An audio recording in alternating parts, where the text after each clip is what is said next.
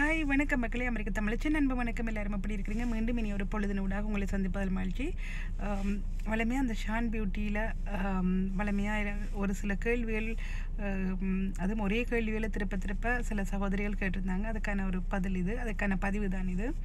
Own வயசில் தாரன் எப்படின்னா, நீங்கள் கேட்டிருந்தீங்க அக்கா. இப்போ வளமையாக வந்து சில விஷயங்கள், இப்போ நீங்கள் ஒரு வெஸ்டர்னைஸாக ஒரு மாடர்னான இடங்களில் நல்ல சிட்டிஸில் இருக்கிறார்கள் அந்த சகோதரிகளும் சரி, தூரத்தில் கிராமத்தில் இருக்கிற ஒரு இல்லையா ஓரளவு கிராமத்தில் இருக்கிற அந்த சகோதரிகளும் சரி, கேள்வி 2-3 சேமாக வந்திருக்கு. ஆனால் இது வந்தது கிராமப்புறத்தில் இருந்தான் வந்தது. ஸோ அப்போ அதனால் அதுக்கு உடனடியாக பதிலளிக்கணுமென்று நான் யோசித்தேன். எப்படின்னா, நீங்கள் ஒரு சகோதரி கேட்டிருந்தா, அக்கா இந்த இது எனக்கு அவருக்கு காசுக்கு வசதி இல்லை, இப்போ நீங்கள் வந்து அந்த சலூனுக்கோ அல்லது அழகு நிலையத்துக்கு சென்று அந்த ஒரு சருமத்தை ஃபேஷியலோ அதோ செய்து கொள்றதுக்கான வசதி இல்லை. அப்போ அதனால் தான் வந்து யூடியூப்லேயோ இல்லாட்டி அந்த சமூக வலைத்தளங்களில் பதிவிடுறதை பார்த்து செய்து கொள்ளலாமான்னு கேட்டால். பட் இதுக்கு எனக்கான பதில் என்னென்னா, நீங்கள் ஒரு தகுந்த ஒரு ஆலோசனை நீங்கள் எந்த நேரம் நீங்கள் தொடர்பு கொள்ளலாம். அதுக்கான ஆலோசனைகள், எனக்கு தெரிந்த ஆலோசனைகளை நான் தருவேன். பட் சில ட்ரீட்மெண்ட், சில சிகிச்சைகள் அதுகள் வந்து நிச்சயமாக அதுக்கான தராதரம் பெற்ற ஒரு அழகு கலை நிபுணரிடம் தான் செய்ய வேண்டும்.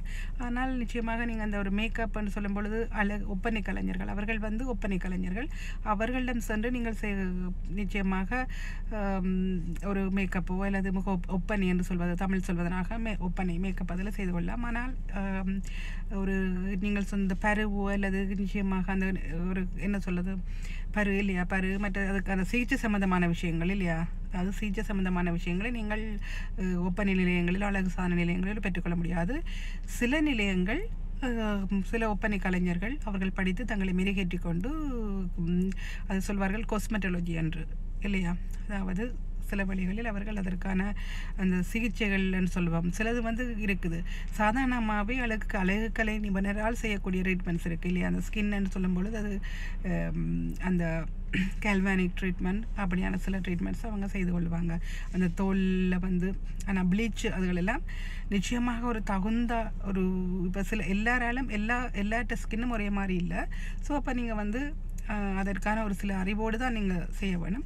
நிச்சயமாக உங்களுக்கு தெரியும், அவங்க என்ன சொல்கிறது ஒரு நிலையம் என்று அவர்கள் அதை நடத்தி கொண்டிருக்கும் பொழுது நிச்சயமாக அதற்கான அனுமதி பெற்று தான் நடத்தி கொண்டிருப்பார்கள்.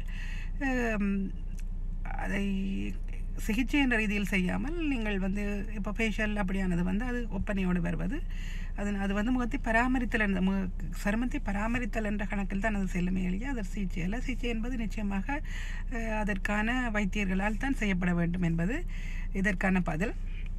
ஆனால் ஃபேஷியல் என்பது அது சிகிச்சையில் வராது. அது வந்து ஒரு சரும பராமரிப்பு என்பதில் தான் வரும். அது நிச்சயமாக நீங்கள் ஒரு சருமத்தை பராமரிப்பது என்பது உங்கள் சருமத்துக்கு ஏற்ற